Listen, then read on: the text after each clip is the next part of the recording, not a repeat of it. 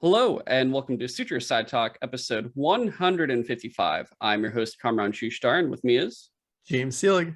And we are here joined by Up to It, Down to It's, Miles Dill. Good evening, everybody. How's it going? Or the court, Miles, I just realized you gotta move your camera a little bit. You're like, it's just your forehead's in there, and that's about it.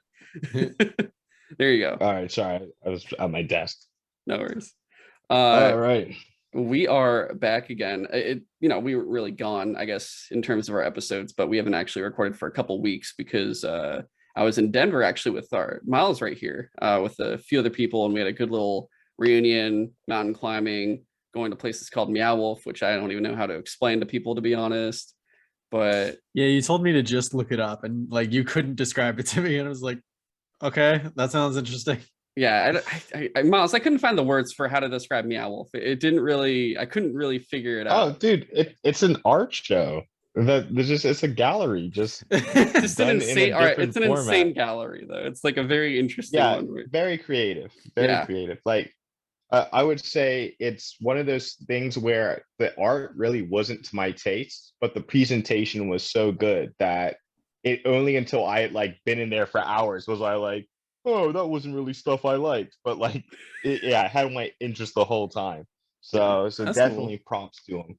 Yeah, it's even if you're not a fan of like the low random pop art, it's still like super fun to look at. Yeah, and you're consistently going through door, and you don't know where like certain parts end, and you just keep going, which is really funny. And when you come out, you're like, dude, where the fuck am I? Just kind of lost for a bit there. Denver was a great time. James, how's your week? Pretty good. Just been busy. We got like a couple people out from work for now, so like just a lot more stuff going on for everyone else. So I was looking forward to a good weekend to sleep, and that hasn't happened so far. Dang. Oh, all right, man. Nah, that's cool. Like it's just like I got up. Because we were planning on doing this Top Gun like review talk later in this episode, I was like, oh yeah, I haven't watched either of those movies yet. So I got up a little bit early on Saturday morning and watched Top Gun for the first time ever. And so I could watch Top Gun Maverick later that day. So it's been like fun, but just like instead of just doing my usual relaxing stuff, it's just like I gotta watch all these movies and stuff. So it's been a packed weekend so far. Watch some good movies to watch some like bad movies, or at least one bad movie. We also, because we watched Jurassic World on Friday, or the third one, Dominion. Yeah. And then this morning I actually watched Ponyo, which was really actually. Yeah. It's hard to go wrong with the Miyazaki film. Yeah, I mean, first time seeing Ponyo, that was a good time. But this episode we got a packed group here, so we're going to be talking one news piece, which is just about a certain Sir Snow, Sir Crow, King of the North Boy. And then we are talking Top Gun 1 and 2 Maverick, along with what would you call it, part 3 of JoJo's Bizarre Adventure, Stardust Crusader. And then a brief chat on the Showa era of Gamera, which is the flaming turtle that can fly, that is not Godzilla, and visibly not Godzilla when you watch those movies. But have they ever done a crossover betwin Godzilla and Gamera? Like, no, they're separate studios. So interesting. They've never done that kind of thing. Huh. They're sort of crossing over a bit with other things, but that's more of in the Toho area, like Ultraman and shit. So Gamera is kind of lonely in it. To be candid, Gamera is like a filthy commoner compared to Godzilla. It really is, yeah. And we're not talking about the Heisei era, which the Heisei era is complete night and day from the show. But we'll talk about that sometime in the future. But yeah, that's going to be this episode. This is 155, and potentially tonight we'll do another episode later on that'll be 156, because I'll be gone again in LA next week, so I'm gone traveling again. But that will probably be about Jurassic World Dominion and Obi-Wan Kenobi show. And I'm not going to say it's going to be a positive episode. Let's just say that. Yeah. So it'll be a good time though. Either way, full critiques there. But now that we've said all that, let's just dive right into it. So first off here, there was an announcement for a Jon Snow series on HBO. and potentially, I mean, more or less a direct sequel series to Game of Thrones. And of course, it'd be starring Jon Snow. It is going to have Kit Harington in it, and he's the one that actually apparently started the idea. He pitched it, and they're going for it, which, as everyone's probably seen by now, and all the announcements we made before talking about them, where House of the Dragon is coming out soon. Disclaimer once again, I'm not watching it. I'm not even that interested. I saw the trailers and I'm just like, I don't know, man. Well, I'm ignoring the trailers. I'm not touching it with the 10-foot pole. Give me my damn book, George. But they got that. They've got the Hedge Knight one, which would be basically Dunk and Egg. They've got the 1000 Ships, which is the Nymeria one. They've got the Sea Snake, which is Corlys Velaryon, who's also in House of the Dragon. They have an anime potentially coming, and I think that's all of it. They had one that was supposed to be in Flea Bottom that sounded really fucking stupid, and they canceled that. Smart move there. And then, there was The Long Night, aka Blood Moon, which potentially was going to probably be the one thing I would have actually watched, and they canceled that after already making a pilot.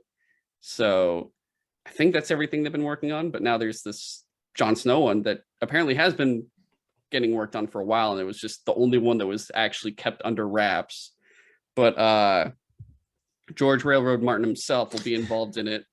And he's pretty much said, Kit's team have visited me here in Santa Fe and worked with me and my own team of brilliant, talented writer consultants to hammer out the show. Currently, it sounds like it is in the script stage of development, so it's pretty much early in pre-production. We won't see it for a while, considering they'll probably be... I would imagine HBO, Warner Brothers, is trying to do what Disney's doing with all their Star Wars Marvel stuff for Disney Plus, where they're kind of having different blocks of rotating things. So here's Marvel, here's Star Wars, have fun. I'd imagine you'd potentially at this point get 1 to 2, maybe 3 then, Game of Thrones shows in a year at certain points, depending on the season, and alternate out with things like Westworld or whatever DC shows are happening now. So I'm imagining they're trying to grow it at that point. Because honestly, I feel like they're kind of treating this as their Star Wars, as kind of like their tool to utilize in that sense. But milking it for everything it's worth. Yeah. Trying to. But I guess my question here is, what do you guys think? Well, I guess, what do you guys think about the prospect of the show? And then what do you guys think it would even be about? I mean, I'm glad you said it was a sequel series already, because that was literally the only thing I could think of. There's nothing else you could do. Yeah. And I guess, Jon Snow is still alive by the end of the series. I mean, didn't he just go back to the wall though? No, he went back in the north. He just went back beyond you're right, the wall you're right. with the white free folk. So I guess that might be interesting if we get to see what happened with the free folk after everything happened. Because I mean, I did always find their lives beyond the wall interesting. It's just so far in the books we didn't get much until they decided to or before they decided to march back down south to safety. So I don't know, could be interesting, but it's just so much. I don't know if it's just how badly Game of Thrones ended that it just turned me off from even trying, wanting to see them try to do anymore. But I really like that character. I want to hope it could be entertaining, but I don't think this is necessary at all. Miles, what do you think? Yeah, I agree. I think it was inevitable that regardless of how it ended, the show was immensely popular. I mean, to think that it was a show that I actually was being a hipster and refusing to watch because I thought it was dumb, and then myself got completely enamored in it. And then then it has kind of that fart ending. I think people probably got to brace themselves because they're going to throw a lot of darts at the board.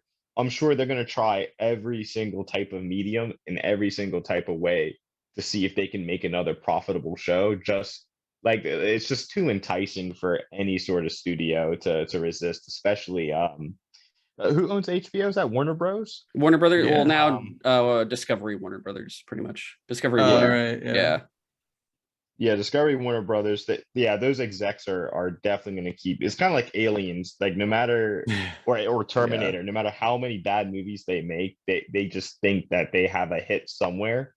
So the only thing I could imagine going well is Kit Harington. I haven't seen him in much content since Game of Thrones. Yeah. So he really could have been just sitting on his bag and being like, well, the only thing I would go to work again for is Game of Thrones. So he might actually have the passion to make it work. Like being that to him it's probably his character. Everyone sees him as that character. I'm sure R.R. Martin's, I guess, career as a showrunner now rather than an author Yeah. is definitely going to throw his hat at it. Yeah, fuck my life. Yeah, I think it's a very clear example of I mean, you see it with Game of Thrones, and like by extension, I think a lot of like new age media is they're like glorified screenplays. Like I think R.R. Martin only wrote those books until he got a screen deal. And as nihilistic as it sounds, and I don't want to antagonize Conrad Revita hardcore fan, but I don't think he has any intention of releasing that book. I wouldn't be surprised. No, I believe it. I'm at this point where I'm just like, like that's a sad thought, but it's honestly not inconceivable. Yeah. So what I think is, well, one, Kit Harington's been, I've only seen him in like two other things. One was Eternals, where he is going to be the Black Knight. Yeah. And, you know, it's not going to be like a whole thing like, I guess, Robert Downey Jr., considering like the next time we're probably going to see him is Blade, which doesn't even have a release date yet and probably won't come until 2024 at the earliest, maybe 2023 if we're lucky, but probably 2024. And then, which, you know, being Black Knight will be fucking awesome. But the other thing being, you know, he was in How to Train Your Dragon. He was, I forget what his name was, the Dragon Hunter. Yeah, he was the Dragon Trapper in the second one with the big muscles. Oh, wow. That what's her face liked. And then he was in the third one too. It was like something son of something. I forget. But oh yeah, I know what you mean. He was a surprisingly funny character. Yeah, he was enjoyable. And then he was also in that movie Pompeii, which I never saw. And then you can imagine what happened there. And then he was in a limited series called Gunpowder, which I also haven't seen yet. And I think that was after Game of Thrones, but I could be wrong. So he's been doing some stuff. I just don't know, you know, everything he's been doing. And then otherwise, I'd imagine the showrunners will not be D&D this time. It'll be, considering they're working with Netflix right now, so it'll be new showrunners that won't potentially fuck it up as much, because they'll at least have a better idea, especially with Kit Harington being like, hey, can I kind of direct my own character to a certain extent, like kind of see the direction he can go? Because I can imagine, you know, a lot of people were disappointed with how it went with him, especially like, you know, we were all waiting for that Night King battle. We didn't get that Night King battle. And Jon Snow kind of got the shaft there. And then just also got the shaft at the end where he's like, all right, I'll see you guys later. I'm going to go beyond the wall. See you, have fun. But the only thing I could think of is either the White Walkers will potentially come back, or some similar type of threat will return that needs him to do something about it. Because otherwise, like, what else is it going to be? Or something happens that maybe he has to go back south of the wall or leave Westeros. I'm not too sure exactly what it could potentially be, but I'd imagine it's like, hey, you know, maybe he shouldn't have a sad life as a dude among the wildlings and then do nothing up there. And if there's no dragons, you know, maybe they could finally put some money in and have that wolf run around and be a wolf again, because that would be kind of cool. Yeah, you know, have Ghost back. But otherwise, I'm not too sure exactly what the hell this is going to be about, but I'd imagine we're not going to see this until after 2 or 3 other Game of Thrones shows. Like, we'll have at least 1 season of House of the Dragon done, and maybe with 2 other shows first before I even get like a sense of what this is even going to be. So it's going to be far along. But, you know, like I said, I'll check it out if I get my Once of Winter, maybe that'd be nice, George. But enough of the news here. Moving on to Top Gun, guys. So, James, you watched it for the first time, the original movie from the 80s, starring Tom Cruise, and it's the I would say a high tier bro movie, if I do say so myself. But how was your things in that? There's definitely a few things in that like don't quite age well, like Tom Cruise literally following that woman into the bathroom and being like, yo, you sure you don't want to fuck me? I was just like, oh no, that would not happen today, I would hope, but it probably still does. But it was like, it was an entertaining movie, but I didn't quite understand why it got like such the following that it does, except for that, like the cinematography of the movie is like fucking insane. Like, just you got to remember that this is back before they could really do like special effects, like, you know, computer like CG planes and stuff like that. So they had to actually fly these planes and like film these planes and other planes. So it's just like, I can see how the amount of work that went into it was like a lot. And so it makes me enjoy like that there are movies like that, or at least there used to be movies like that where they would actually spend that much time and effort to make it look real. And I think that's one of the reasons why, I mean, when we get to it for Maverick, that like they really put the effort into trying to use as many practical things as possible, and just like real planes, like, and not CG stuff for the most part. So it felt like, I don't know, I was much more into Maverick than I was the first Top Gun. I couldn't tell you why. It's just like that I enjoyed Top Gun, but I really, really liked Top Gun Maverick. I thought it was so amazing from start to finish. Okay. Was there anything that I guess that Nice, stuck out nice. to you about the first one? I don't know. I really appreciated seeing Maverick go from like being super cocky and like I'm the best of the best, like from the get-go. And then like he has his tragedy with Goose where like Goose dies, and he's like super shaken by that. Like he basically can't pilot like he could before because he's scared. And then like the way he's finally able to get over it by the end of the movie and like save his friends from like that one dog fight at the end, and like just to have that payoff at the end where Iceman finally is like, you could be my wingman any day. Like, I liked that character progression. Like it felt like there was a good pace in like progression throughout the movie, and it wasn't just like a decent action movie. It was like actually good characters and stuff throughout it, which is also, I guess, why it was really satisfying to see Iceman come back for like even just the one scene in the second one. It was a very heartfelt send off. For sure. What about you, Miles? Did you rewatch the first one before you saw the So movie? I watched Top Gun for the first time Oh, at work really? before I went to go see Maverick. Yeah, I put it on my phone actually, and just had it next to my computer while I was working. And one thing to add, Oh no. It's not just me. No, no, no. Give him a sec. but I'm coming from like an opposite perspective. I think what blew me away is we're a bit inoculated now, but young Tom Cruise is like ridiculously charismatic. Oh yeah. Like he's really good at delivering his lines. Like if there was one dude who could chase a girl into a bathroom, it's young Tom Cruise. And like even the line where like the girl ultimately rejects him, and he's like, bartender, can I have a beer to put these flames out? Like that's like one of the coolest things to say to a rejection ever.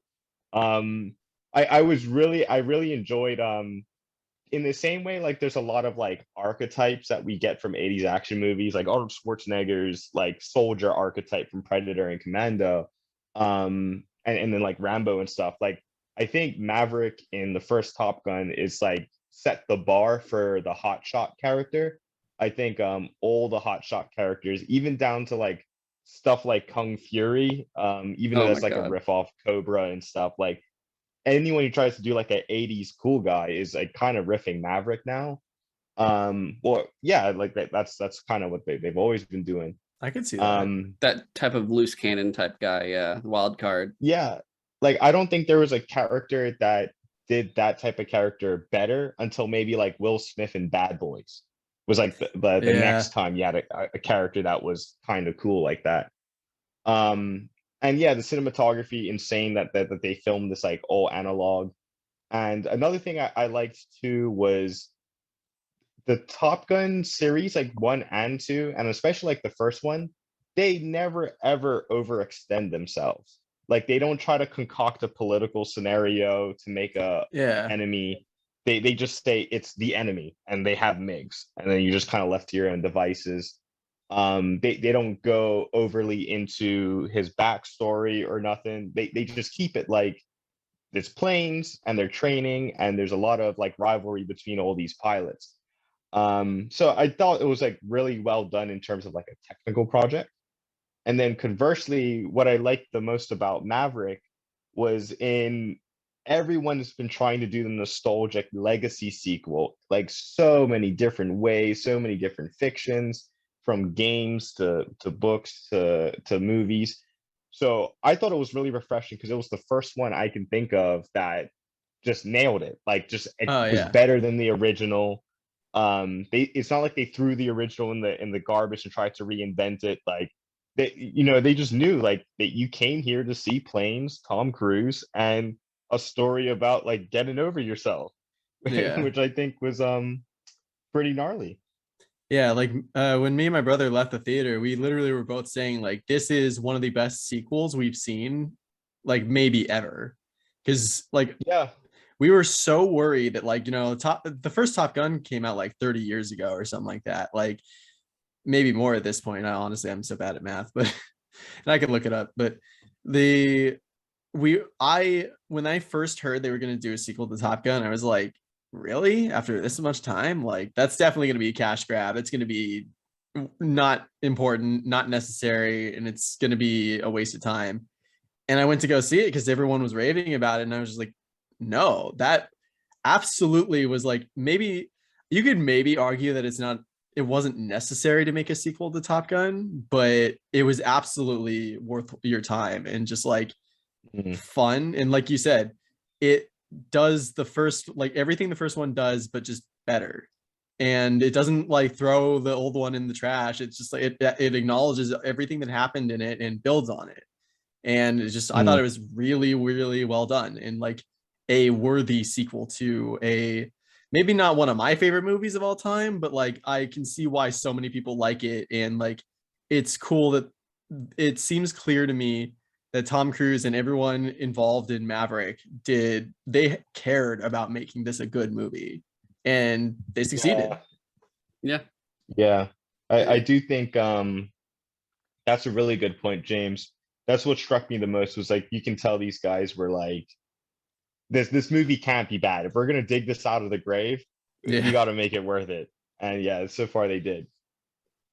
Yeah, I think so. For me, it was the second time watching the first one, and I hadn't seen it for a while. And I come in watching it, and I'm like, oh, I'm definitely understanding it more. It's one of those things where when you're younger, you're watching it, and maybe not everything's registering with your head. Just kind of like when you watch something as a kid for a kid's show, and then you watch it as an adult, and you're like, there's a lot of adult themes here that I Yeah. never realized existed here. It's kind of like the same thing, even with this, but more just understanding. Like, I going back to when Goose dies, like I could have sworn when I was younger, I'm like, oh yeah, doesn't he get killed by Russians or something? And then I just see it and I'm like, no, it's just an accident. They're not even fighting anybody. It's just a practice Yeah. run. And I'm like, oh, oh, I don't remember this. And it was just so interesting seeing how, like, I mean, in the 80s, they do still have certain points of like cliches, I guess, where it's like, oh, the guy with the family is probably going to be the one to die Yeah. potentially.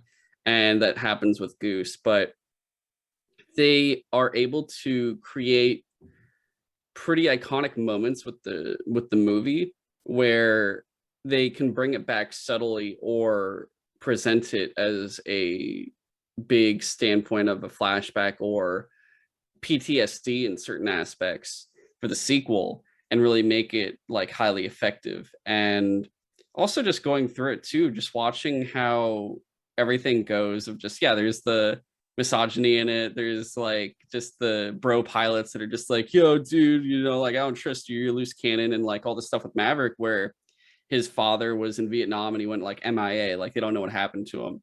And odds are he was pretty much shot down, like he got killed in action at that point. But you kind of see like how it makes him why he is a loose type of cannon, because he's kind of like wild and out there without any control because his dad wasn't really there to help him out for that kind of thing. But also he's trying to prove himself to show like, well, that's not going to happen to me. I'm going to make it all the way through and I'll keep coming back. But Yeah, no, it was a good time. I enjoyed, like, it's funny because you don't really, besides the very beginning where you do have the classic like MIG picture moment where he's like That was cheese and then awesome. like it just gets that photo.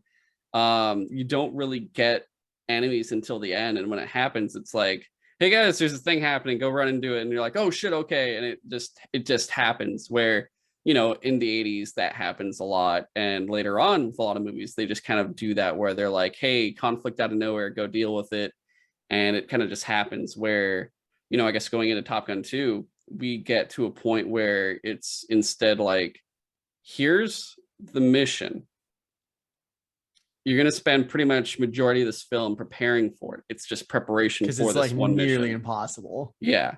And I think they do a really good job of making it like that is the plot, instead of kind of doing what they do in the last one, where it was just surprise conflict occurring, go deal with it. And you're like, oh, okay.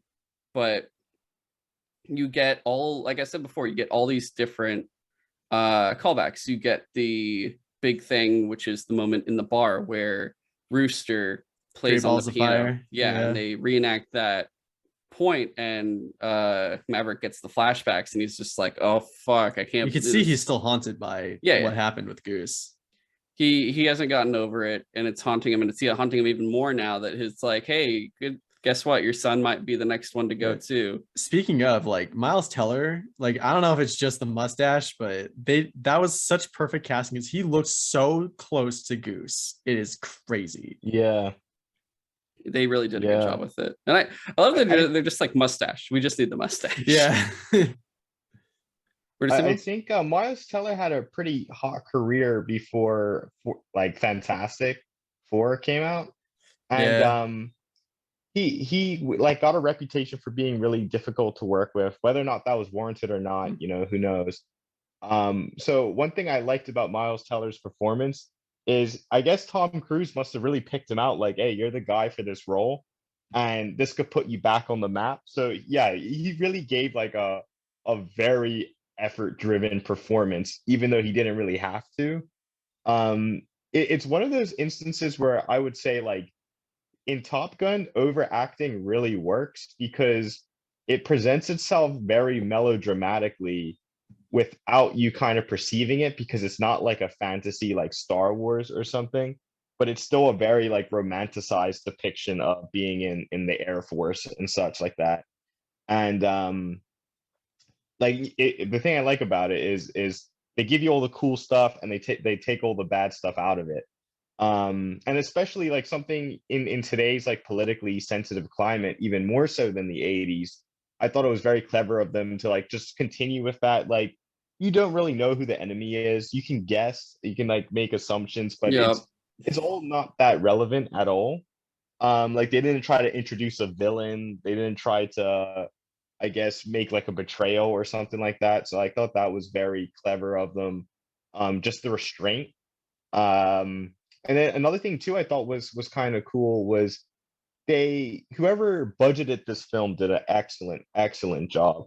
Like, I would contrast it with Dune 2021, because in my opinion that's a very poorly budgeted film. Like, it shocked me that like Dune costed 160 million dollars, I think, whereas like in Top Gun you could see basically like where every penny was spent, and like they could not waste time with shots, they could not waste time with, like, I guess, superfluous scenes, because shooting planes, I guess, is so effort intensive.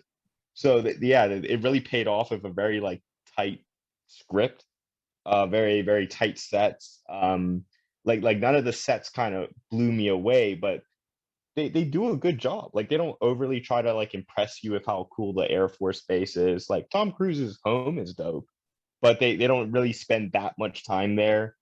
None of the houses or something like that.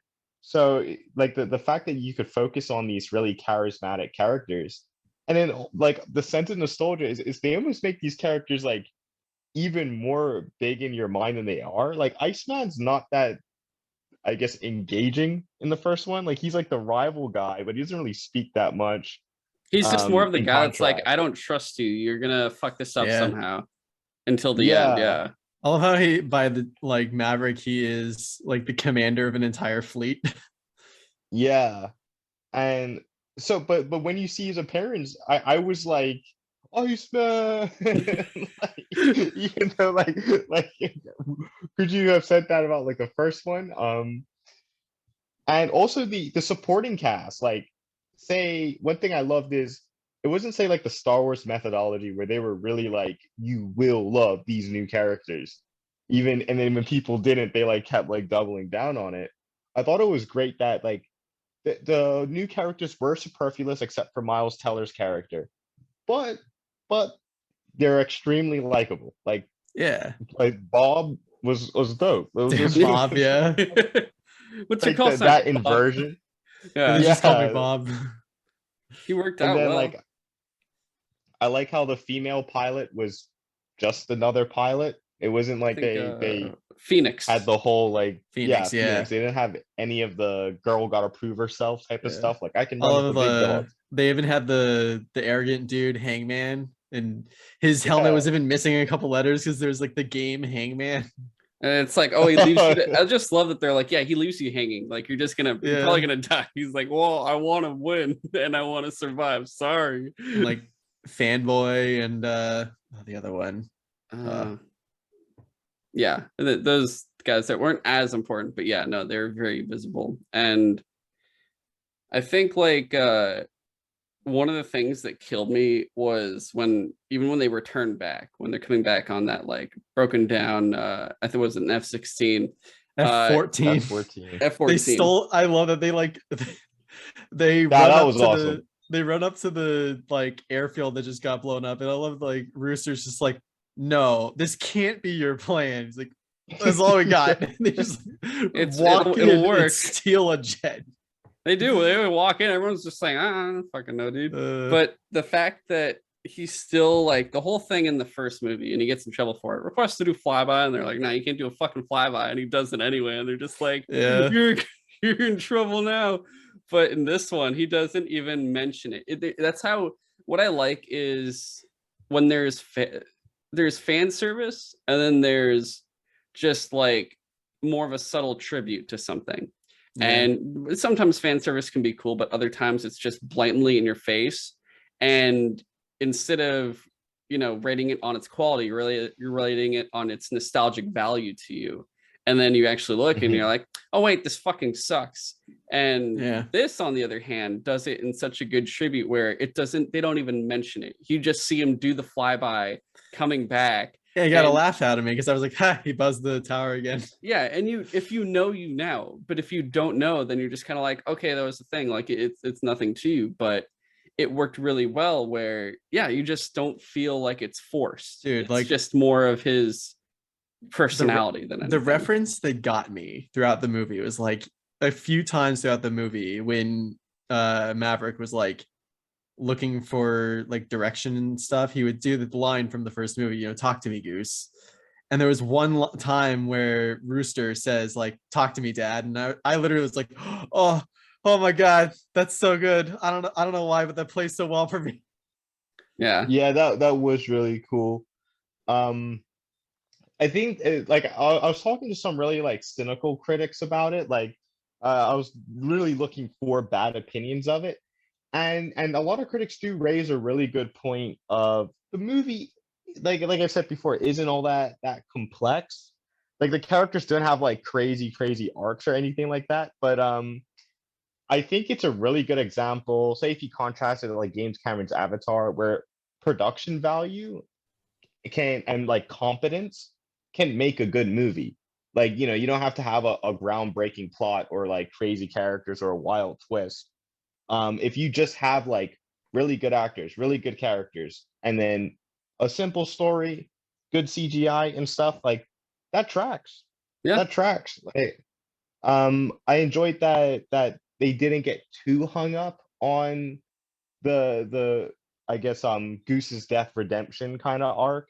Like I like the notion that the mission would have gone under anyways, especially when Tom Cruise does it himself and he becomes the team leader. I thought it was super dope that the movie had stakes, even though you didn't like. Only after I finished the movie, I kind of realized that the movie doesn't really have like that. I don't think they would have killed anybody in that movie, But relying on 2 consecutive miracles. Yeah. And when you look at it at the yeah. end, it's like, what if you fail? What happens then? Nothing. It's a small Yeah. country with like uranium. It's like, what the fuck are they gonna do anyway? Nothing's gonna happen. So it's really, it's more of the mission itself is when you, it's that funny thing where when you really look at down on it, it's like, oh, it's just American imperialism. Just like going, well, no, only we can be that cool. You can't be that powerful. Fuck you. We don't care where you are. We're just gonna fuck you up for no reason. And they Awesome. just come in and do it. But like otherwise, the threat is just, this is a crazy run that you can it's a 2-meter wide thing going through the Death Star trench, and you Yeah. can only do it this way. And you're like, oh shit. Like it's just the performance of the flight itself, not the stakes of the mission Yeah. itself, really. Yeah, I think like you said, Miles, I really appreciated that they didn't go too complicated with it. So it made the movie feel much more focused. And for me, it was just exciting to see, like, okay, you've very clearly laid out what the mission is and why it's so difficult and why it's so dangerous. Now we just get to see whether or not these like top of the line pilots can even do it. And like I love the Yeah. scene where like John Hamm is just like, yeah, we're running out of time. All you've done is like essentially prove to these pilots why the mission can't be done.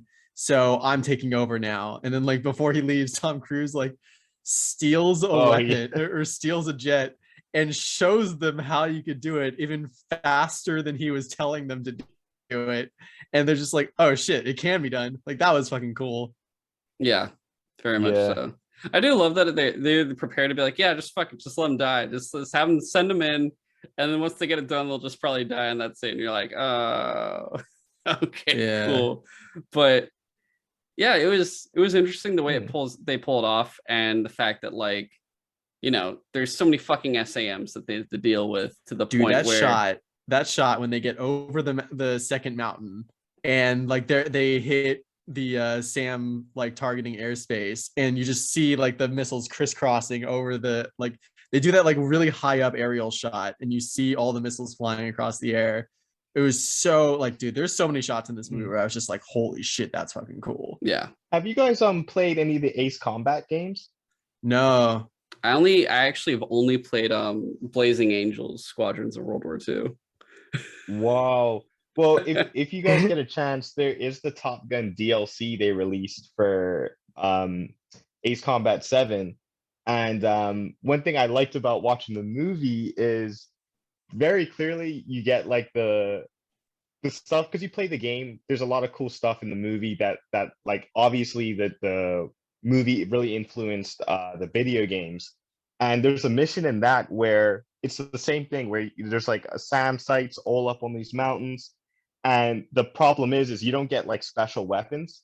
So what you have to do is basically like fly directly above these silos and then laser guide in like a B-2 bomber's bunker buster missile, and then like destroy the ICBM silo, like the reinforced structure, and then laser target another one to destroy the actual missile. And the thing I thought was super cool was they have a really good way of building tension, because like you're in a plane and like it's a very kind of hard game to get the hang of, and you have to keep the speed up or else like the missiles will get you, the SAM sites. But I also love the AWACS guy being like that's a miss or like that's a hit, where it's like on target, like, and you're like you like get that sort of intensity, like come on. So like one thing I thought was like super awesome was like they took it a step further, where the guys have to laser target it themselves. And then when Goose just drops it blind, I was like, oh, Yeah. like, I the first thing I thought of was like doing that same mission and not using the laser targeting. Luke, And you're how switched hard off your that is targeting with a computer. Is controller. everything okay? Yeah. Yeah. So I was like, goodness grief, like that was like super dope. Like I think any level of enthusiast could enjoy that film. Like if you don't know planes, it's awesome. If you do know planes, it's awesome. Just really well researched stuff.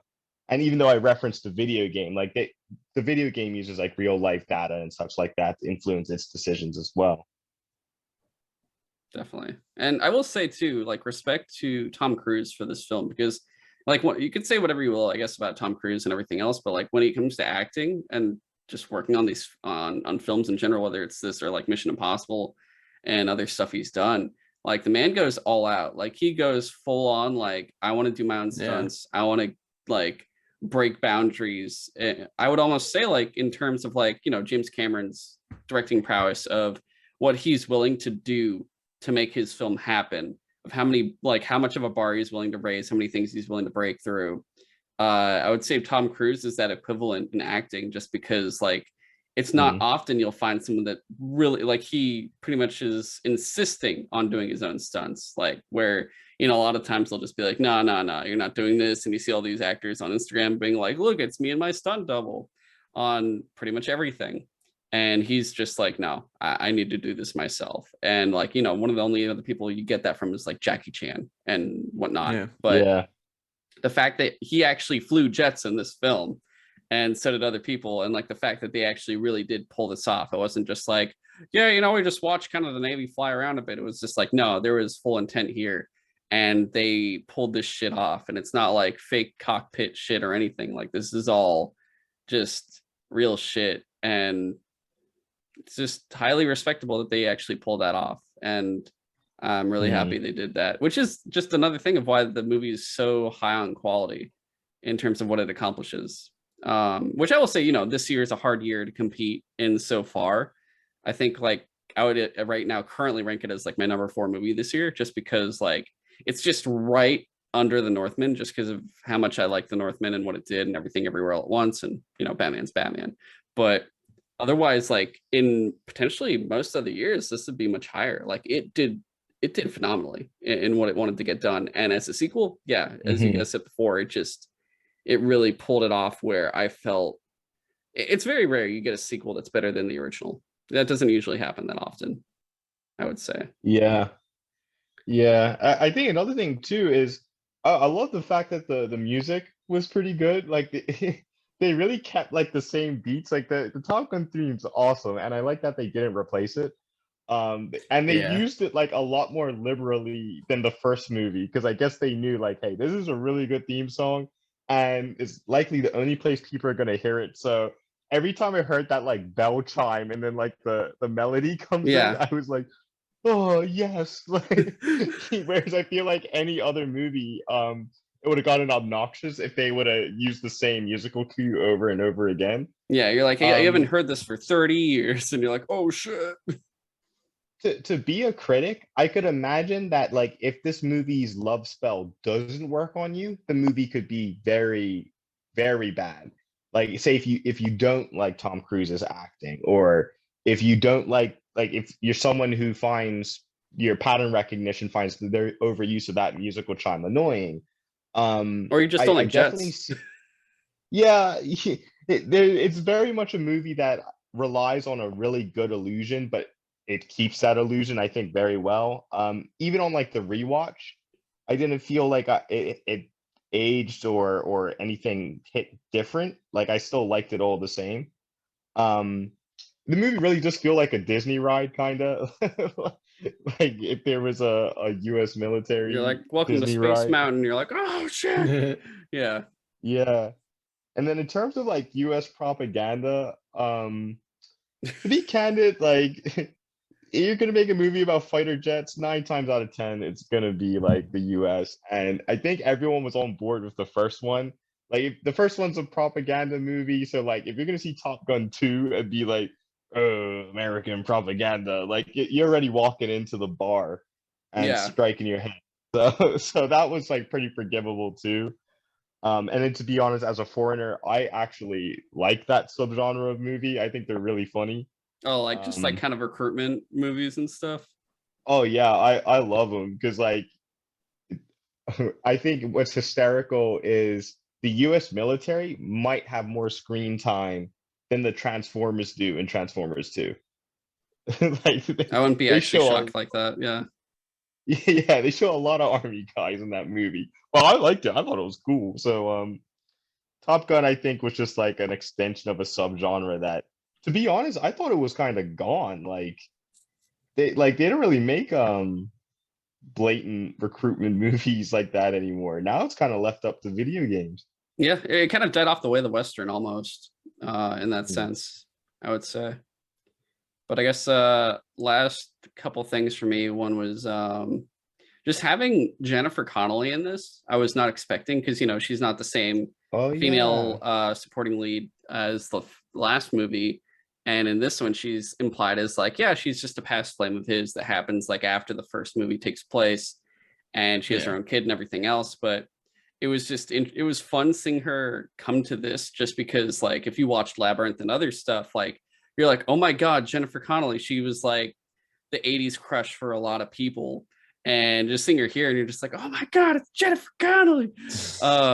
Yeah, she was a good time, and she did such a good job as someone who wasn't in the first movie but acts like she was there the whole time. Really like put that in well and pulled it off really well. And then of course, great chemistry. Oh, very much so. It felt real. Like every time when they're on the bike, I was like, oh yeah, I feel this. All right. She ain't even wearing a helmet. That's how she feels. I love the scene where she like makes him leave out her window. Just, like, oh, that was my daughter can't see you, and then he like drops down right in front of her. She's just like, just don't break her heart again. Yeah, that was so fucking good. Oh my god. Yeah, that was gnarly. The other being Val Kilmer as Iceman. Just it's funny seeing it, just because you see him in this, you see him in Batman Forever, and thinking about it, like when I look back and you ask me like, oh, who are the past Batmans, you're like, yeah, it was Michael Keaton and Val Kilmer, and you just kind of somehow never mentioned George Clooney. It just doesn't register usually in my head that George Clooney was even ever Batman. But Val Kilmer, everything with him now, like all the issues he's going through, to have him in this movie again, and just the way they really played it off in this movie, like kind of putting it from real life into the film, worked so well, to the point where it actually probably had the most emotional impact, I would say, on the film, was when he talks, because you're like, oh, this is real. Like he's acting, but this is all completely real, especially when he's talking. Yeah. The amount of effort that probably took, I was like, that actually got me for a bit. I was like, fuck, this is actually gonna be pretty hard. They really did a good job on that, and it showed kind of how much you do care to an extent, even if you haven't seen them in 30 years. So I really did appreciate that. And then the other thing being just that experimental jet in the beginning, and then the fact that he just like lands and God knows where the hell he is, and he's like, hey, where am I? Yeah, James, you said before, they're like Earth, and that was great. That was just a good intro to the film of just like, hey, this is Top Gun. This is Tom Cruise. He likes to fly planes, and you're just like, let's see him go really fucking fast. So I love that line. Like, he's the fastest man alive. The because they had the I guess crossover with Ace Combat, and Ace Combat's like kind of story is like drone warfare versus like pilots in the seats. I thought the Dark Star was going to be like a stealth jet drone or something, like that was going to be the villain of the movie. So that was a really good twist, I guess, for me at least, to see like the Dark Star is only just in the intro, and then it establishes something like pretty wholesome about Tom Cruise's character. Yeah, he just likes to test boundaries. Yeah, that was interesting. Yeah, it was interesting that they set up it like, yeah, why even bother training pilots to be, so good at dogfighting when things are going the way of drones anyway? So like pilots will at some point cease to be necessary. So I thought that was going to be the main focus of the whole movie, and it really not real. It didn't. It was really just for that beginning part.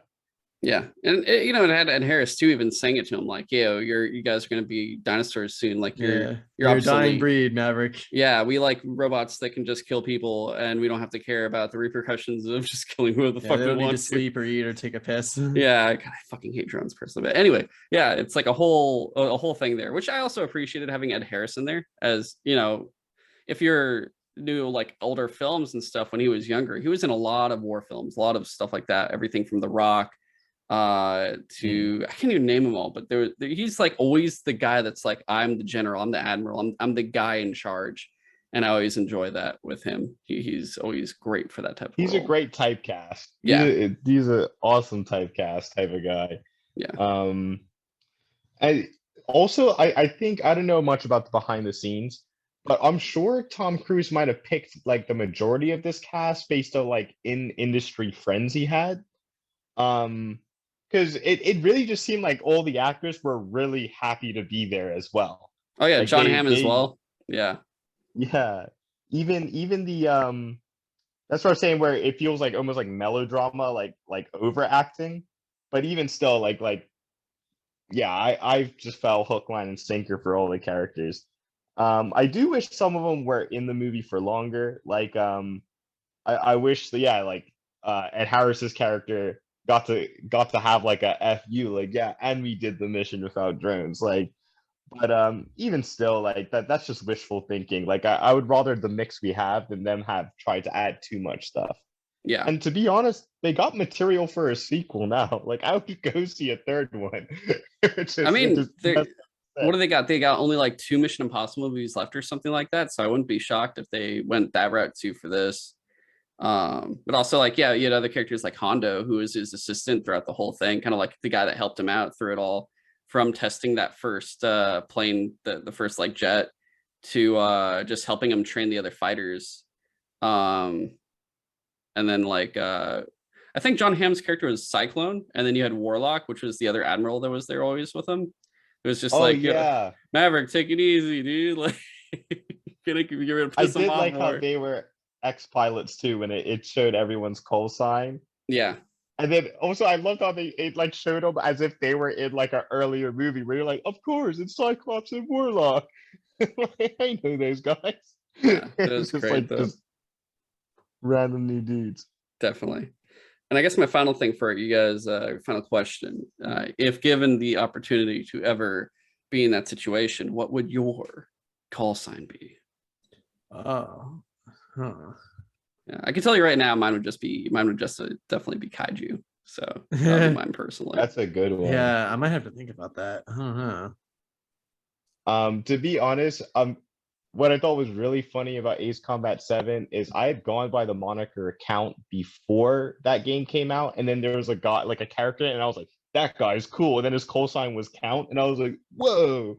And then the nickname I had before that was Wise Man, and then like a character that like shows up, I was like, Wise Man, and like I I, I was glad to see that their mind was in the same place. I would use Count, as contrived as that is, but it has to be something kind of disparaging. So because my last name's Dill, I think my call sign would probably be Pickle, since other people pick it. They're not gonna let me use something as cool as Count. So yeah, it'd probably be Pickle. Okay.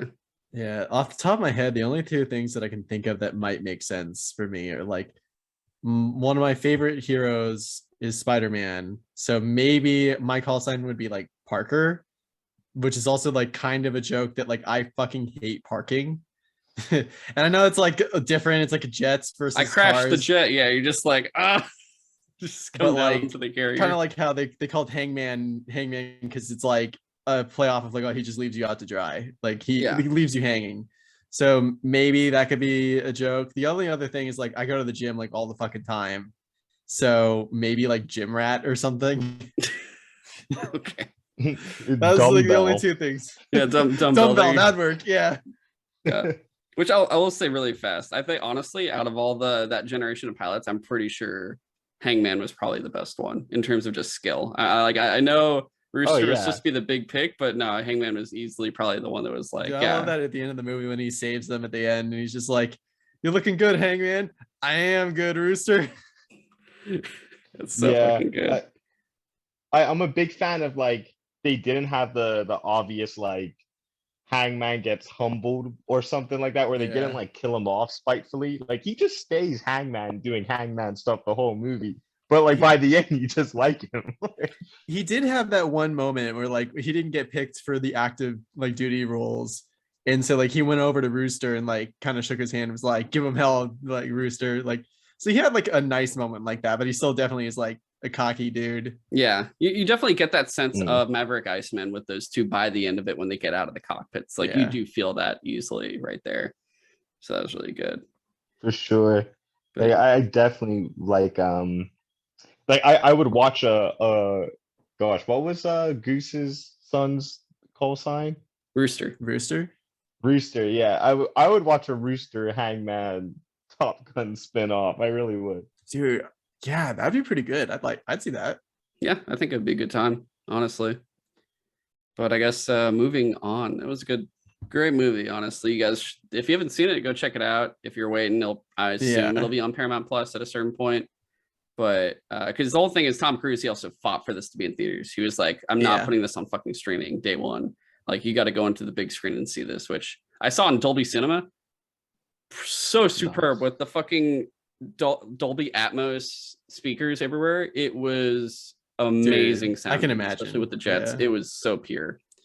But moving on to JoJo's Bizarre Adventure Part 3, Stardust Crusaders. So where the show changes entirely. Yeah, it changes entirely. Like I had people telling me parts of it, not like the whole plot or anything, but just like, I'm like used to Haman and stuff, and they're like, oh, that's not going to be a thing anymore. And I'm like, what? And they're like, Hormone energy. Yeah, it's no longer a thing. It stands. And I'm like, the fuck stands? What does that mean? I love the explanation for that name. It's like, because they'll always stand by you. Like, okay, sure. Yeah, and I love that they do a good job of like, Haman was just you're using your own skills, but in stands they are very clever in expanding it that way, because they're like, now you have these cool kind of like not Pokemon Digimon creatures, but they have these cool like characters that are now like invisible, but they stand by you, and then they're there with their attacks. Like what was this? Was it Silver Chariot? Was that one of the names? Yeah, that was Polnareff's thing. Like, I think the weirdest one is probably like Jonathan Joestar's thing was like Hermit Purple, and it was like a bunch of vines. Yeah, because it's like I could take over electronics and stuff, and like he. Oh yeah, that I totally forgot he could like smash a camera and do like a future picture. Yeah, they were able to figure that stuff out. But you had those. You had what was Jotaro's one called again? Shining Diamond.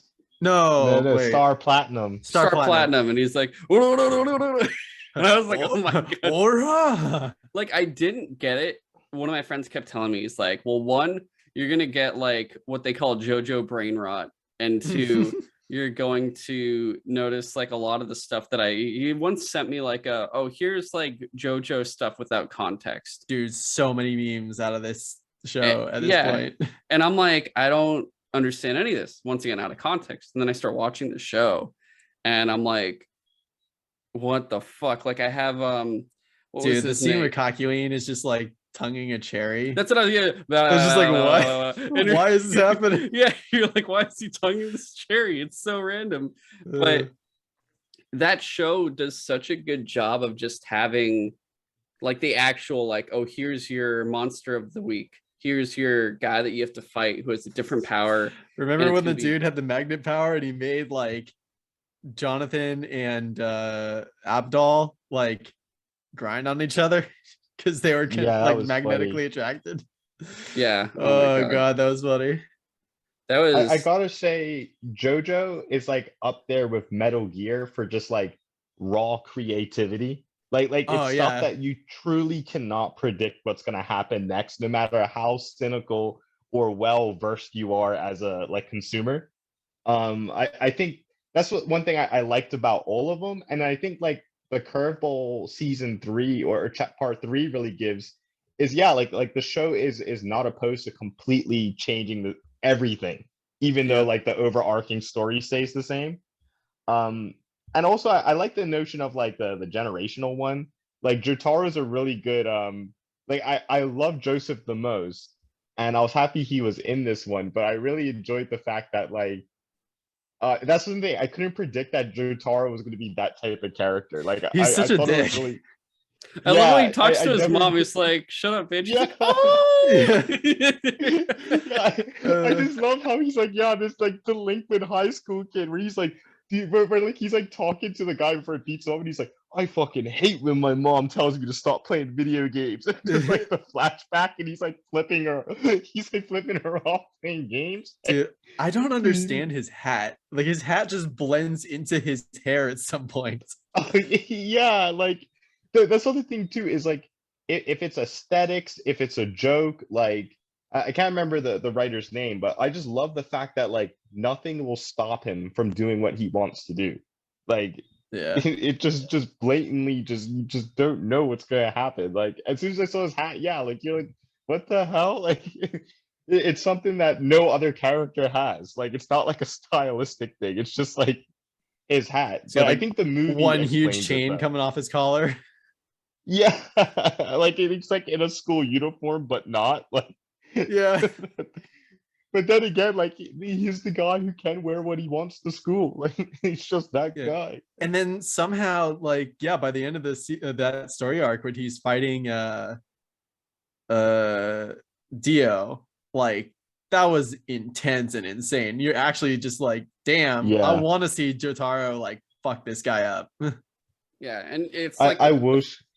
go for it, Miles. Oh, sorry. I was saying, by also one thing I love about that is I have yet like okay, very few instances is there a villain like that evil but that likable. Like Dio has Yeah. zero redeeming qualities. Like he's not even got a good motivation. Like he's just an asshole, but he's like so much fun to like see on screen. Just like Yeah. in the original Jonathan. He gets into the cab and he's like, just drive on the sidewalk. There's enough space. The guy's like, okay. Yeah, just starts forcing him to run over people. I was like, oh my god. And he makes it the politician do it too. He's like, do you know who I am? He's like, yeah, you'll be dead if you don't do it as I say. And he's like, oh, like, oh god, that was crazy. But even going back to like with Jonathan in the original, like the part one, like the whole thing with Dio, he's just like, I'm gonna make you look like shit because I can. And he's just such a piece of shit throughout the whole thing. It's like, at least with the I forget what they're called, but the gods from the second part, where they're like Yeah. those ancient guys, and they're at least like they're ruthless, but they at least just have like, we're just doing the thing because we just want to rule the world, and again, that's all our goal. Where Dio is blatantly just like, fuck you. And you're just Yeah. like, He just Dio, He's enjoys like just making so people suffer. petty. Like yeah, it's just like so malicious and cruel. Like it's like, it's so ridiculous. But hey, I think I was kind of bummed out that like that's the format the show follows for the next couple parts, but then it flips the script again with part six, which I think is just a manga right now, or maybe it's part seven. was Um, it Stone Ocean, or is that no, the JoJo Leon, where it goes back to the past. It's like the okay? 1800s again. Oh, Um, interesting. yeah, that's where I think I would resume reading because yeah, like it became I see why like chapter three is what everyone regards as like the most popular and like what gets a lot of people into the show. But to be candid, like I loved it as a finale. I actually stopped watching after to season three, part three. Like I think also one thing I do love that I think is super charismatic is the subtitles, like Stardust Crusaders. Like I Oh, don't yeah. know why he picked that, It but like sounds so that's awesome. fantasy oriented. It just sounds like an adventure. It sounds so adventurous, which they do. It's like Japan to Egypt and their whole journey Yeah. through it. So that's really fun. Yeah, I think that's one Also thing the I really music. liked about the third season was just like the very clear like we need to get to Egypt because that's where Dio's located. Dio is. And they're just like traveling a little bit each episode. So there's like a new location each episode and like a new person to fight. Yeah. So it was very entertaining from start to finish. And it was also just kind of funny if you watch it all. Like maybe it was less, not jarring, but like less breakneck speed. Like if you watched it week to week, like when it first came out, but binging the show like I did, it was just like, yo, they're like constantly fighting people. Yeah, and there's Yeah. it's such a strange assortment of villains. Like there's two sets. There's like the ones that are like, oh yeah, we're other stand users, but we're like the mean, like we're the evil ones, and it's like everything from like those twins to or no, not the twins yet, but it's like what's his name? Is it Hold Horse? Hold Horse? Whole Oh Horse? yeah, The cowboy? the guy with the gun. Yeah, and like all those guys, and then they're like, oh, there's them, and then there's the ones all just in Egypt that are like the the dark something. I forget what they're called, Yeah. but it's like there's two factions of guys, and yeah, two of them are those twins where the brothers like, yeah, I could tell the future through like my manga that I create. And they have like the ridiculous intro and outro where it's not the standard one you have, and it's like the weird song they have with his weird Oh little yeah. manga animation and stuff. That was really great. Or the fact that the older brother disguises himself as Jotaro and then accidentally blows himself up. Oh god, that's so with funny. wasn't it like lemons or something? Like he has like a lemon and he's like, uh-oh, there's a bomb in this. And they're like, Wasn't like the "Jotaro, whole you shtick okay?" Mm-hmm. of that episode? They like somehow the main characters fended off those two brothers without even ever knowing that they were there. Yeah, literally the two brothers defeat themselves more or less. They're It's just so they kind of funny. just fuck it up, and it's just so hilarious the way it pulls off, because they're just like, oh, we'll use the poison in the food to we'll put like something in the drinks and then like a bomb in the fucking fruit or something, and each time it just goes horribly wrong for them, and it's just fucking hilarious. Or like the grandma who is the grandmother of that or the mother of that swordsman guy, and she's like luring them into that hotel place, and Polnareff is the one that kills him, and he's talking to her like, oh yeah, that guy was like a piece of shit, aren't you great, granny? Like, and she's just like, I want to kill you so badly. Oh And yeah. she's like trying to hold it in, and it's the funniest shit. But yeah, you were saying earlier the music is so fucking good in this, where even like the outro music where it's like that very nice good vibe Egypt music where it's just like it sounds so like Those are real songs. Like they have Walk Like an Egyptian. They have Last Train Home by the Paul I think it's the Paul Metheny group. is Last Train Home the one that's like the outro one where it's just them Yeah, kind of like that's it's the just outro super song. chill. Yeah, that one's Yeah, really good. I think it's the only anime I've seen with like Western licensed music. Yeah, I noticed that. that That's like I think it was part 2. There was a really good outro too that they have. I forget what it's called, but it's like it shows it's everything. Yes. It's Yeah. Chris's favorite band. Oh really? Yeah, that's why I was like trying to like get him to watch it, because I was like, dude, your favorite band is like the theme song for an anime. And it's like really funny. But yeah, I think like in terms of like he's kind of like a weeaboo but for the West, which I really enjoy. Like you can tell he loves like bands and stuff because he names characters after people or has like their likeness Yeah. in a show. And then like I guess depending on how much he likes them, you can tell by like how he treats the character. Like he really didn't like Michael Jackson, which I thought was hysterical.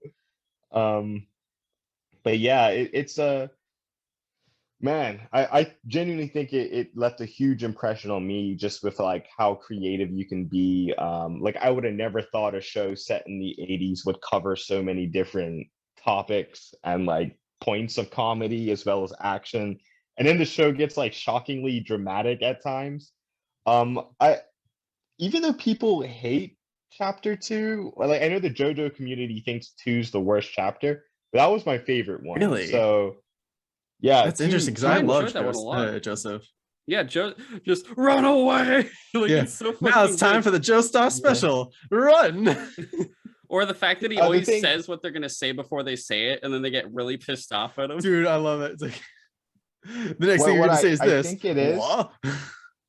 is the like okay, something I found is a lot of like anime viewing now is like, especially out of the West where a lot of these opinions come from, in like the US rather, not just the West, but like they watch anime like a genre and not as a medium, whereas I think we watched it as yeah, like a medium. Like this was like no different to me than say like watching Top Gun. It's just like a cartoon that happens to come from Japan.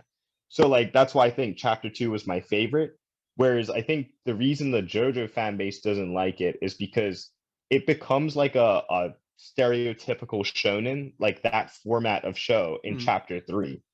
And I think people just I wouldn't say it's unpopular, because you know the manga still sold millions and people still were really on board with the show to keep watching it.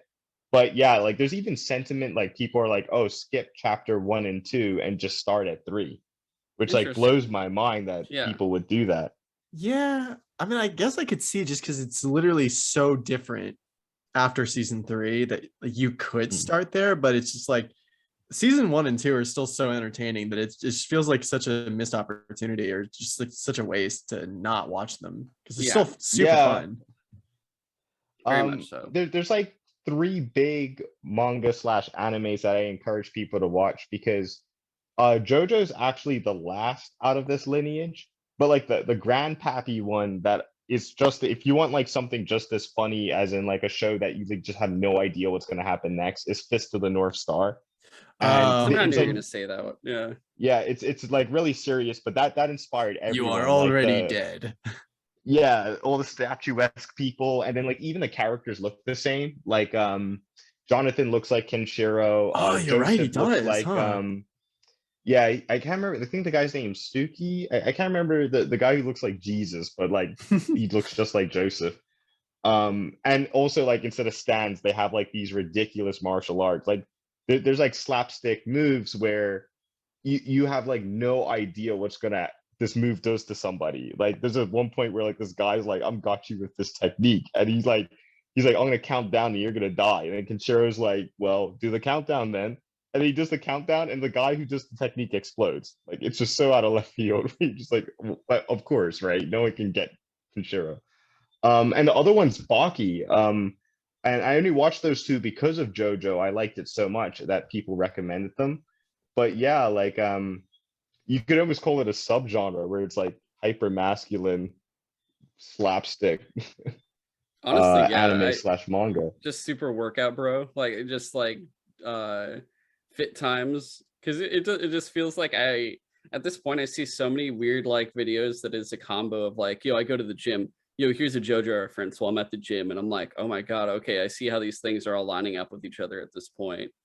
Where it's all these fucking muscular men potentially just fighting and doing all this crazy shit, but you're also laughing because it's so just it's so not obnoxious, but what would you call it? Audacious, I feel like, of how they really Yeah, pull everything off, and you're just like, I can't believe this is real, but I'm never gonna stop watching it because it's just such a fucking good time. And even then, like I'm starting to notice now because of course I'm still expanding through anime now. I've like gotten through so much stuff where when I very first started, I've talked about this before really fast, like my first things were like Inuyasha and Full Metal, and like eventually I kind of stopped again until Miles, you introduced me through Gundam Unicorn, and I was also getting into Attack on Titan, and like those were kind of like my re-entry, and like I'm like, oh, I want to learn more about anime, and I'm like been slowly getting through small things, but now I'm like watching so many different shows at once to the point where now I've incorporated anime into like my weekly watches with things that are like on Disney Plus or The Boys on Amazon or whatever the hell. But it's like now I'm also like, oh well, here's my weekly anime shows. I got to go watch Comey and Spy yeah, X Family and shit.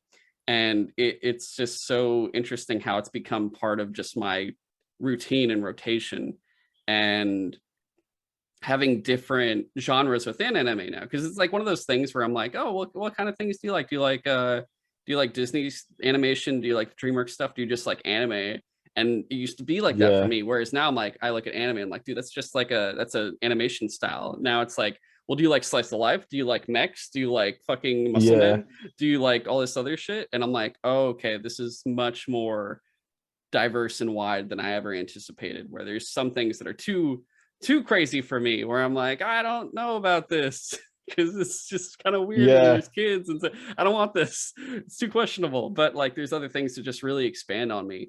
And going through JoJo is just like, yeah, it gets that weightlifter part of me where I'm like getting pumped up and I'm like, oh my god, this is great. And you're just hearing Joseph Joestar being like, holy shit, Yeah, oh my yeah. god.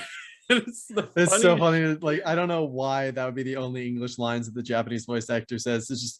It's so funny to every once in a while see him go like, "Oh my god!" It's so yeah. fucking good. And I'm like, I see where someone was like, yeah, I'm like, what's JoJo at? And they're like, you're gonna start saying and hearing things like, oh my god, holy shit, yada yada, oh no, no, no, no, no. And I'm like, oh, I don't get it. And then I watch it and I'm like, oh, I get it. Oh fuck my brain. Oh fuck. Dude, I now understand where that meme came from. Where it's like, I'll never forgive the Japanese, and so just like, what? Where would that ever have come from? It's like, Of course it's from JoJo. Yeah, it's fucking Joseph Joestar. It's just like the goddamn Japanese. It's like because his daughter married a Japanese guy and she moved away. And so he's just like, I'll never forgive the Japanese for stealing my daughter from me. Meanwhile, his daughter, okay. Yeah. I love So like a good point of context is like, so like one thing I do like culturally that explains a lot is just Japanese people feel like kids can handle different types of content. So even like something as gory as Fist of the North Star and Baki, and then even like JoJo's pretty gory too when it wants to be, is those are considered like boys content, like ages like 10 to 12. And I think the humor and sincerity reflects that because like he's truly writing for like preteens. It's almost like the Eastern version of He-Man, like that type of audience and I guess objective in terms of like how you're going to entertain. I just think that because of what it is, it's even more timeless. Like, you know, I watched it as a grown-ass man and it just hit the immediate kid in me, like from the toilet humor to like, even just like off rip what we said earlier, just like how rudely Jotaro treats his mom is just like such a shocking like whoa. You can't say that, you get in trouble. Yeah, you're just yeah, and then like in front of Joseph where he's like, that's my daughter, and he's like, well, whatever, old man, like you can get it too, like I'll punch you. Like yeah, it's so fucking good. I have to stay in this jail cell. Like it's, oh my god. Also, like even the music gets out of control. I'm being haunted by a demon. Like even the music gets out of control at a certain point where I think it's that one that's always in every single like I guess you could say reel or TikTok or whatever, where it's like the one that's like do do do do do do, like you know what I'm talking about? Oh yeah, Jotaro's theme is only second to me in my mind to Giorno's theme in season like 5 or something like that. Is that like my next, that no, my Giorno's next theme one is just crazy. It's so good. But the one that one that is well known, that is Jotaro's theme, right? That was the one. Yeah, so that one I crack up because now I'm like hearing that so many times out of context, and I'm like, I don't know what the fuck this means. And then finally watching the show, I'm like, oh, I get it now. It's yeah, and it's one of those things where, you know, there's so many long form animes that I'm trying to tackle. And right now, my priority right now is Gundam. I'm like, I want to get through Universal Century. I'm halfway through rewatching Unicorn, which like I said, Miles had me as that entry point into Gundam for me. And going through it a second time, I'm loving it even more than the first. And I'm more understanding of it. And I'm like, I get it now. It's even more depressing knowing who Marita Cruz is after watching ZZ Gundam, going like, she's another clone, and I'm about to be incredibly depressed once again. Which I also realize with Gundam comes in extreme depression at times when I'm like, come on, why do you have to always just like kill off people like this? It's so depressing. But I do enjoy how Gundam's just black pills constantly. Consistently, it's insane. But like going through that, and then once that's done, I'm gonna finish off. Like I'm gonna go through the, I guess, parts 4 through 6 of JoJo, and then potentially attempt to tackle One Piece. But I'm like, oh, there's One Piece, there's Naruto, Dragon Ball Z, and all the other Dragon Ball shit, Evangelion, and I'm like looking at all these massive shows, and I'm just like, oh my god, this is gonna be such a just like. It's one of those things where I'm like, cool, I got these things I can do in the background, not like watch them in the background because I need the subtitles, I have to pay attention. But like, there are these ones I can do when I have the time while I'm watching these current ones that are going on that I'm like, are actually weekly and everything else, even though I think everything wrapped up now. There's not really any anime at the moment now that Spy X and Komi have finished. But it's been a good time just going through all of this. And it's funny because I think I was even talking to Momo about it at one point too, who's been on here before as well. And I was telling her, like, I really hate that y'all did this to me because now like anime is kind of, if not equal, if not kind of more overshadowing in terms of my excitement to watch than like live action American content, where I'm like at the point right now, I was going through and I'm like, oh, it's the weekend, I'm gonna watch The Boys first, and then I'm gonna get really happy and watch Komi and Spy X Family. And I'm like, what the fuck happened? Like, what? I'm more excited for these like little 30-minute animated shows from Japan than I am about like all these different like streamer weekly or binge shows that are coming out constantly. Even like Star Wars. I'm like, yeah, this is more entertaining to me than Star Wars now. at this point. That's why it took I me so think long to get to like Stranger Things and stuff. I So long think to get to like Stranger Things and stuff. Yeah. Like something I'll say, because I have some friends who like they still, I guess, don't get it, so to speak. Like they're like, oh, why do people watch anime and stuff? And something I noticed, especially say like watching JoJo or something, is like you look at like a lot of like old school storytelling techniques that I think a lot of creators today they see it as like outdated, or they want to do something different. So they kind of get left by the wayside. One thing I like about anime in particular is they kind of retain everything. Like you can tell when the creators, like the writer, saw something that they liked and they were like, I have to put this in my manga. Even down if there's like I think a funny viral post I saw is who's the guy who plays Roy Batty in Blade Runner? Hot Briar or something like that. Wait, in which Um, Blade Runner 1 or 2? Rutger Hauer, Oh, the Rutger first Hauer. one. Rutger Hauer. Rutger Hauer is like his face. Once Japanese like artists saw it, he is like the basis for so many characters. Oh, that Like makes just physically, makes he like sense. he appears in so many anime, and like that's the thing I like is in something like anime or the manga, they can reuse an actor however times they want. Like it's not like in live action. So in turn, that's why I think it's a very it's almost like the only visual form of media I think that has the diversity and hidden impact personally as music does. Like I think like people's taste in anime is like just as like esoteric or diverse as someone's taste in music. And even down to like shows where people are like, oh, it's like no one likes it but me. That type of thing. So yeah, like seeing JoJo be like this 80s anime movies, like it was like Ready Player One, but like way more tasteful, if that makes sense. No, Like that you makes a get lot of sense. Yeah. yeah, you're definitely doing the Leonardo DiCaprio meme where you're pointing at the TV a lot, but like you don't feel like you're like sawing, you're like, yay! It's more of Like like this you isn't just it. feel that influence more than that just fan service or something like that, or just Yeah, yeah. And I will say too, I think one thing that I guess I prefer on now current modern day Japanese anime over modern American animation is, or American cartoons, I guess you would say, is the fact that you do actually feel like there's more growth with characters in anime. Like you yeah, see their progression, you see like, oh, this many years went by since the last season. You're like, oh shit, like something like this is happening. It's insane.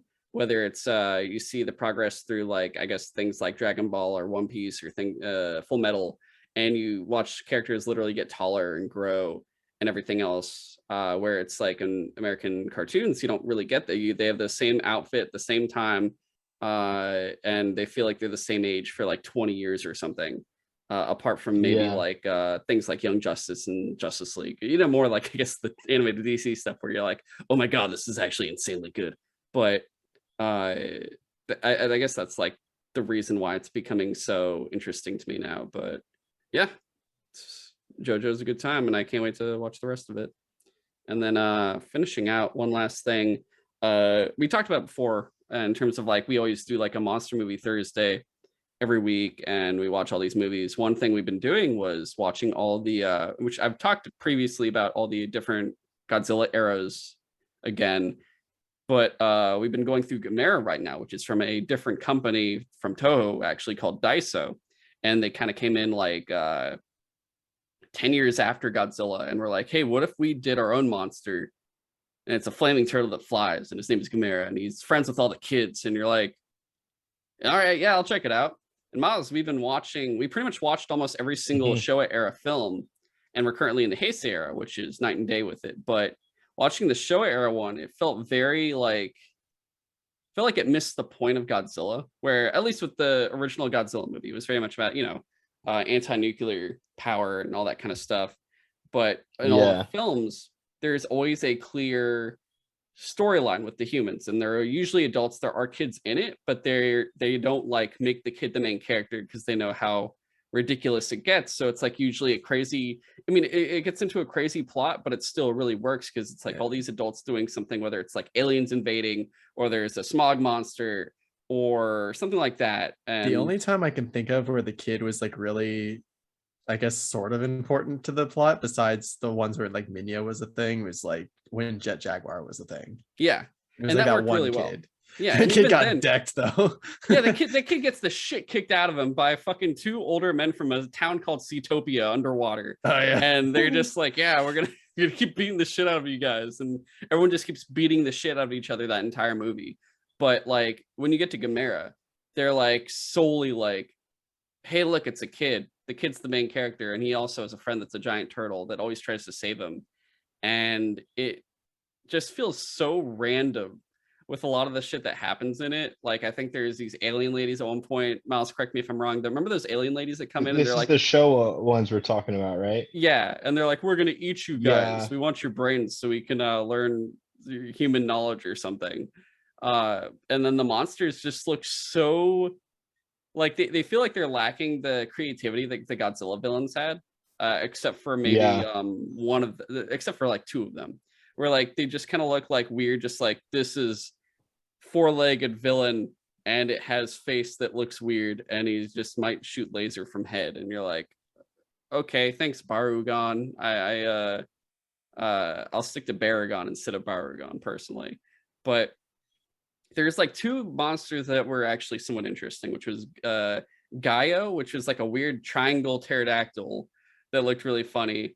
And then I think his name was Giron, which was actually what I Yeah. want to say for those that like Pacific Rim was an influence on that movie with Knifehead, who is one of the kaiju in it. That monster pretty much got, I think it was Giron, was like the same thing, except in this movie he just like would keep chopping off parts of other monsters. Like you just chop off legs, but it's so cartoonish with like the props for it that it looked really funny that it would occur. But at a certain point these movies felt weird because like they stopped just having a Japanese kid as the main character. It would be like, oh, here's a Japanese kid, and also let's put in a white kid who could somehow speak fluent Japanese, and it's either usually an American kid or a British kid. And it just felt so random that all these things would happen. But it felt Yeah. it was lacking the maturity the Godzilla ones did, even though those are already ridiculous. So imagine a ridiculous Showa era Godzilla movie, but now even more dumbed down and feeling even less like, I don't know, just felt weird. It seems like they're really relying on accidental rentals. Like they're really hoping it's just a tired parent who's just like, "Oh, this is Godzilla," and then you get it, and you're like, "This is not Godzilla," and then the movie just has like, yeah, it's almost like the producer was like, basically, we'll bullet point out successful Godzilla movies, and we'll do all the bullet points for as cheap as possible in hopes that we can make like the same return. I don't know how profitable the films were, but they are a real slog. Yeah. And I think in terms of the monster creativity too, when you look at Godzilla's villains, they look completely, all the monsters in Godzilla look substantially different from each other, from the color to the style to like whatever even their appendages are. Like one has fucking hook arms and the other has no arms and he just has three heads and wings and shit. Like they look ridiculously different and they're easily identifiable. Gameras feel like they were all made from the same material, that they look like they're just shaped differently. It's like, oh, this is just different shaped, but kind of same monster each time almost. So they don't feel Yeah. they just don't feel that different from each other. And I think in terms of creativity, they lack there. But one other thing too is just like, it is one of those, I think it's the perfect example of the kid going, Mom, can we get Godzilla? And Mom going, no, we have Godzilla at home. And it's like Godzilla at home and it just shows Gamera and you're just like, fuck. Like, Yeah, dude. They are almost irredeemably bad.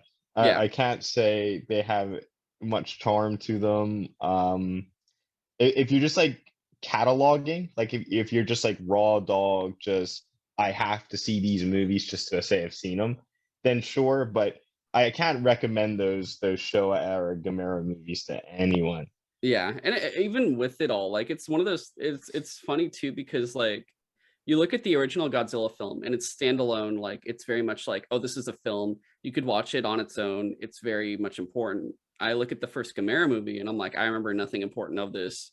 I would just say maybe watch like the third one and like the fifth one or something. Like watch the one with the triangle pterodactyl and watch the one with the guy with the knife on his head. and then skip all the others. You could just watch 2 of them and not have to watch the rest, and you're pretty much good to go.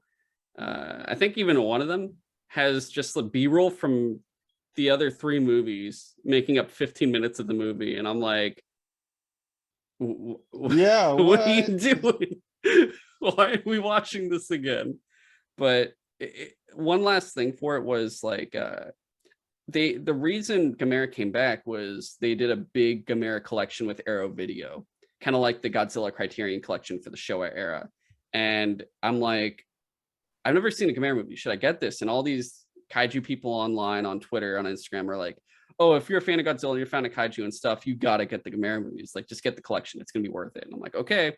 And luckily, it's also on Prime Video. It's included in Prime Video. So I haven't opened my copy yet, my big old box. And I'm like watching these and I'm like, they fucking lied to me. These are trash.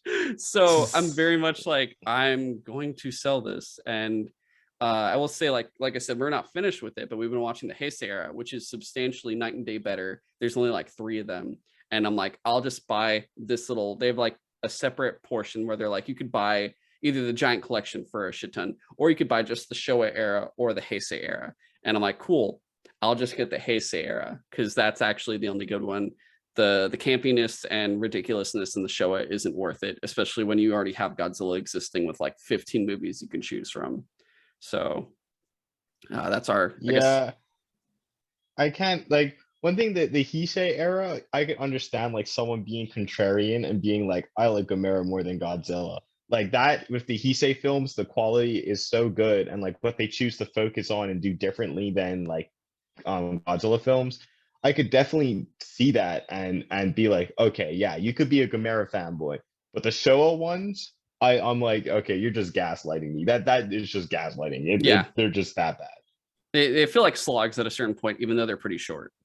So that's kind of like when I guess you could say, whenever there's a short movie that feels like it's too long, that's how you know it's an example of a bad film or a film that is poorly utilized, if that makes any sense. But yeah, I'd say that's our thoughts on Gamera. And I think that is also all the time we have. Actually, we did that pretty good. It's like almost exactly an hour and a half, and we got all 3 of these things done. 2 Top Gun movies, Jon Snow news. There's a Stardust Crusader, an entire era of Gamera. So I'd say a job well done, guys. Yeah, great conversation. But like I said before, we're going to attempt to do a second episode for the following week, probably focused on Jurassic World Dominion and Obi-Wan. And I think Dominion is probably the least amount I'll ever have to say on any Jurassic movie for the first time. But we'll have that coming up, and then July we'll be back with more stuff, potentially Destiny Witch Queen Part 2. We just got to, scheduling is the hardest part for that one.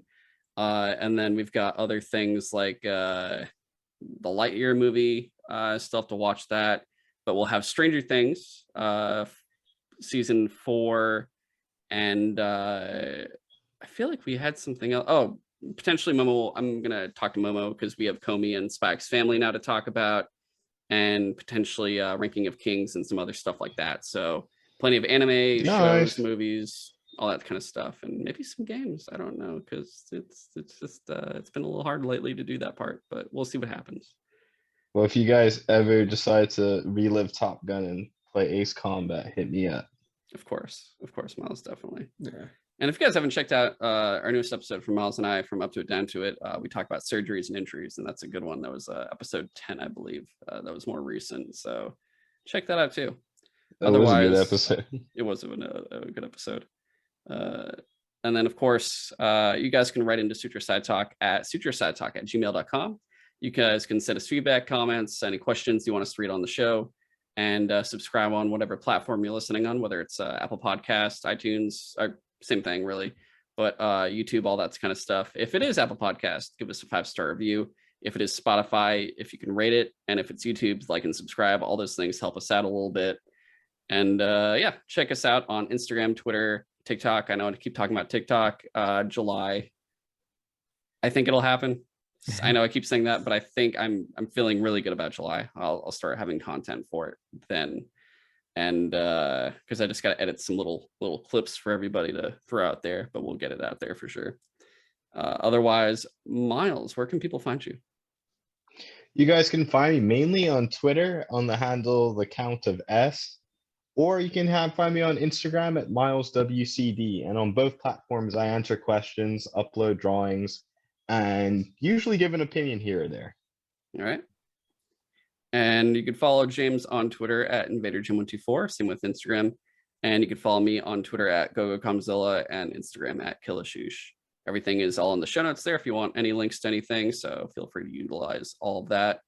But otherwise, thank you guys for watching or listening. We will catch you all later. So long. Thanks for listening.